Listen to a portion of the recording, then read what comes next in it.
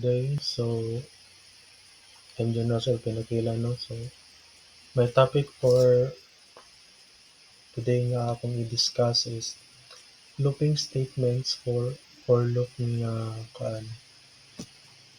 statements. So, what is for loop? A for loop is a control structure that allows you to execute block of codes a specific number of times. It's especially useful when the number of iterations is known ahead of time. So, bot pasabot ani is kuan siya kanang straight up ra siya nga looping. Ibali dili siya mo check ba kung nabay condition or ana. Di siya mo check kung true ba or false. Mag-set siya og iterations daan.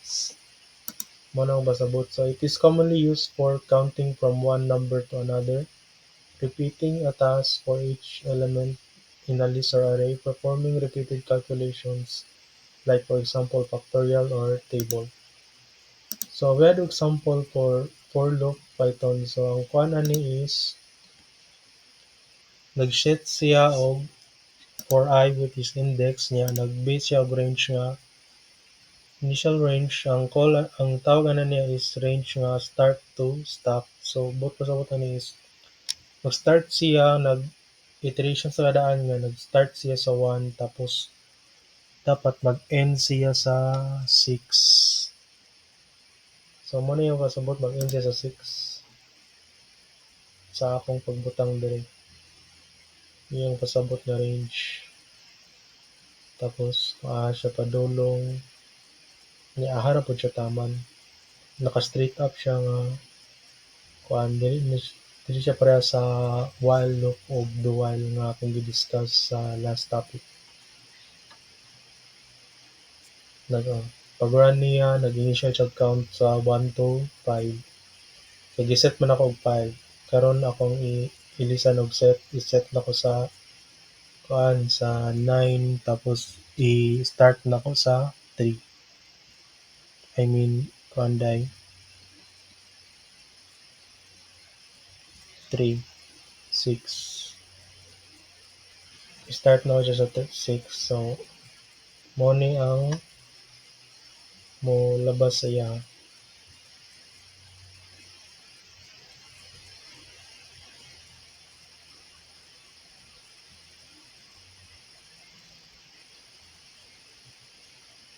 Diri nagkuan ko diri nag-add ko sa iya og kuan kanang another number. Pwede mo ka maka-add diri kay nag-base ra man ka sa numbering nga imong gihatag.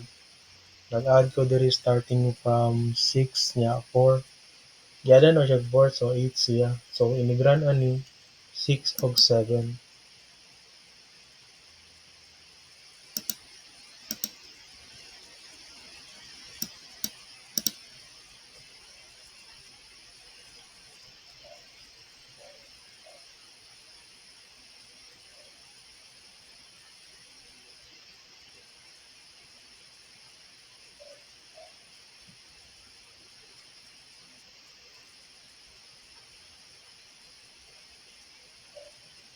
Pag-abot din diri gibalik na rin ako sa giset siya nako 7 so nag-count siya 1 to 6. So mo na ang for loop sa Python. So we have the for loop no example in Java. So nag-declare ko diri og initialization which is the int for int which is integer. Index is equals to 1 and nag-set ko condition nga dapat kon siya less than or equal to 5 tas nag-set po ko og counting niya which is nakaset siya 1 para sa while loop kadung sa una. So imigran ani niya ang resulta ani niya is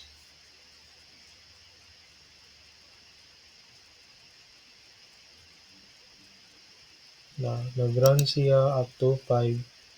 So nag-call out ko nga for starting sa 1 padung sa 5 niya i-print din no statement nga pangalan ko which is John Russell. So nag-run siya diri ikalima. Nag-execute siya ikalima. Nga karon i-change na ko siya from 4 to 5, So kibali ang counting niya is 1 man gyapon. So mag-start siya sa 4 which is 4 and 5.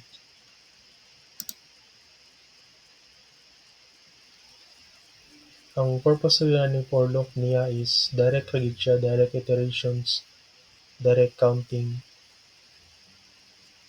Nga mao ni siyang muran. So nag-set na pug lain. Gi-set na ko from kan 6 tas taman 5. Mao ni siya dili siya mo check sa condition. Directed ra siya kung dili na gani mao ang imong gihatag nga value nga magsugod ka sa 6 tapos ang max point na nimo is 5. Dili siya ma-execute. Mag-leave ra siya blank kay directed raman siya.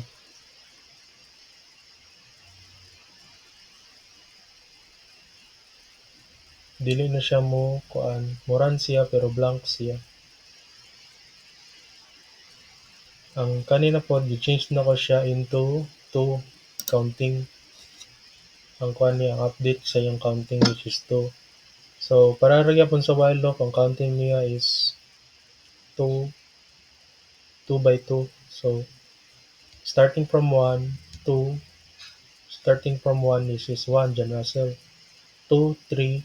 So number 3 John Russell niya 4, 5. Ang kinalasan is 5 which is tulo ka John Russell ra ang naa sa execute nga name. So kibali same ra siya sa while ug do while pero dili siya mag-check sa condition. Like direct ra gid siya.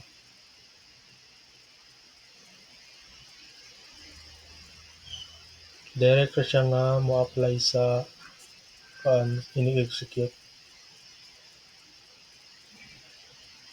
So we have the next slide which is the comparison example.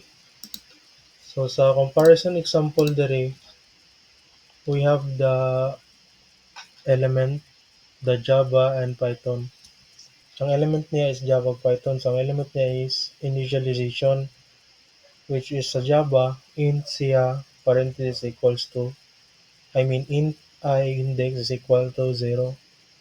Niya ang Python niya, ang initialization niya is ang range sa ganina sa pagkuha ng range I from 1 to 5. So ang condition niya is mo na yung condition ko siya taman. Ibali mag-set siya condition nga I is equal to 5 for index. Dira ra siya taman from starting 0 to 5 ang Java. While sa Python naka-add na siya sa range. Igo ra ka mag mag comma niya tapos enter a number pa siya taman. So for example, nag-start mo range mo 1 nya comma dayon start dayon sa 5. Starting siya sa 1 patung sa 5 dayon tas ang increment niya mao na ang butson nga increment nga kanang ang counting niya which is by 1 ba or by 2 or by 3. So ang sa Java iyang kuan ni is I plus plus while ang Python automatic ra siya in range. Bale naragi na siya sa range. Makita nimo ang counting niya. So what is the comparison no with other loops? Mo na ang akong gi-explain ganina nga condition check time niya kuan run at least once or best use case. So mo na ang for loop. Kuan siya, ang condition check time niya is before each iteration kanang dili siya mo run i-check niya daan like kuan kaning nga kaniha sa Java 6 siya kung starting niya 5 ra taman so gi-check niya daan unya kay lapas naman og 5 so dili dili siya mo run mo run siya pero wala siya kuan kanang ma-execute siya pero blank siya so kuan kanang runs at least once so no dili siya mo run kay kuan man kung naka-set na siya mao ra gid siya kung more than like ini siya mag-start ka sa 5 tas ang kuan nimo is 4, dili siya mo pakita nga muran at least once sa diserday ng kuan, mo blank ra gid siya. Muran siya sa program pero dili muran ang loop. Tas best use of case kuan siya known for iteration count, kanang counting from 1, 2, 3, 4, 5, 6, 7, 8, 9, 10. Ang while loop kay before each iteration, para ra gyapon siya sa for loop niya no gyapon sa kuan run at least once niya unknown operations. Nakadepende rin na siya kung pwede ni siya magamit sa if else statements or input user statements. Ang do while is after loop only or after the loop body. Yeah. Kuan siya kanang run at least once, yes, mo run siya biskan pag false ang condition, mo run gyapon siya. Nya kuan siya, pwede po siya sa menu or input that runs once. Muna yung pasabot. So next we have the common mistakes no sa for loops. Off by one errors, forgetting that Python range excludes the last number. So kibali ka ng tulo ka book number mong gibutang, kung wa kay gibutang nga sign, ma-error gyud na siya. Incorrect increment or decrement, modifying the loop variable incorrectly or not at all. Kung variable nimo i-change nimo, mo-error gyud to siya. Muna kasagaran common mistakes tas di siya matawag sa execution. Kibali ni execute sa code. And modifying collection while iterating can crash your program or skip values ka nang nag-running pa tas i-modify na nimo ang imong code nga wa pa siya nahuman og run, maka unexpected yun nga mamali iyang counting or ma-error siya. So in summary, the for loop is a fundamental structure in programming used to repeat tasks a set of number of times. It is composed of three parts: initialization, condition, and update. In Java, these parts are clearly defined for statement, while Python implies this using range, or by looping directly over collections. The loop is ideal when the program of iterations is known in advance, making it perfect for counting, processing array lists, and performing repeated tasks efficiently. Understanding how the loop executes and being aware of common mistakes helps programmers write cleaner and more reliable code. And thank you. So maoro to ang topic no for my for loop statements.